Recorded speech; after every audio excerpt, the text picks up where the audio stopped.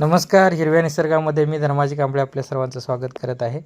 आज आपण बघणार आहोत सातेरी वसाहत निसर्गातून कशी कॅप्चर करतात ते.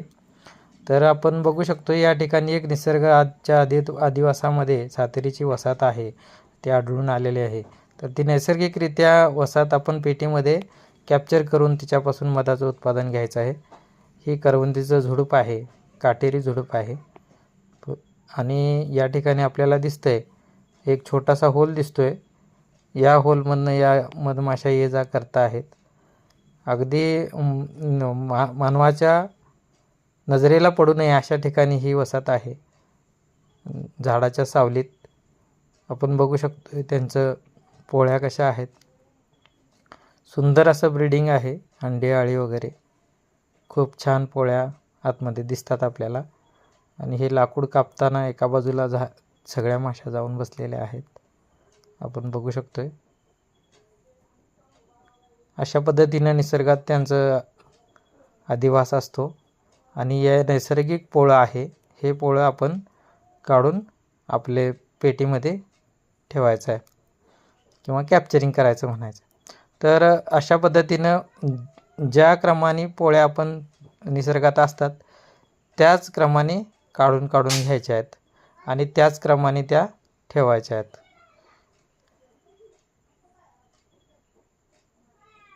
अशा पद्धतीने सगळ्या पोळ्या आपण काढून घ्यायच्या आहेत. जो क्रम त्यांनी लावलेला आहे तो क्रम आपण बिघडवायचा नाही आहे. त्याच क्रमाने काढून घ्यायच्या. आणि प्रत्येक पोळी अगदी बारकाईनं बघून घ्यायची आहे. त्याच्यामध्ये राणीमाशी दगावण्याची शक्यता असते.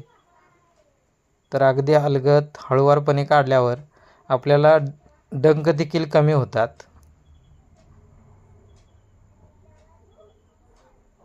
आता या पोळ्यावरती राणी आहे आणि आपण बघू शकता ही राणी पकडलेली आहे मी.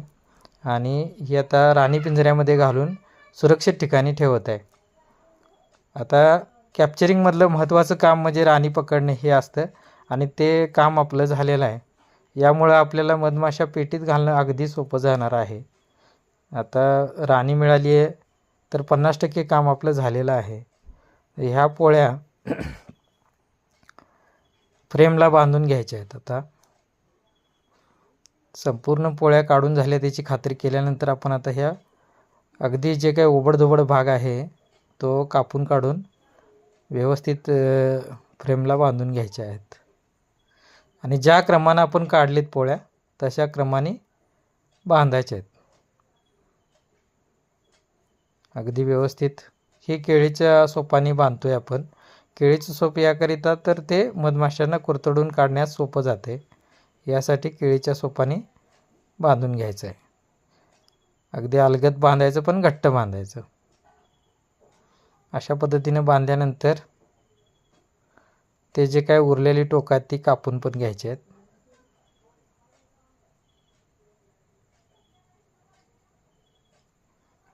हे या पद्धतीने जर आपण केळीच्या सोपाने बांधलं तर मधमाशांना ते पोळं चिटकवणं पण सोपं जाते आणि ते त्यांचं चिटकवण्याचं काम झाल्यानंतर कुरतडून काढणं पण सोपं जाते.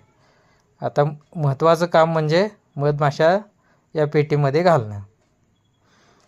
तर या ठिकाणी माशा अशा पद्धतीनं काढायच्या अगदी अलगद हळूवार हाताने आणि पेटीमध्ये सोडून द्यायच्या, जेणेकरून त्या पेटीत आपल्या पोळ्याच्या वासाने राणीच्या वासाने जातात.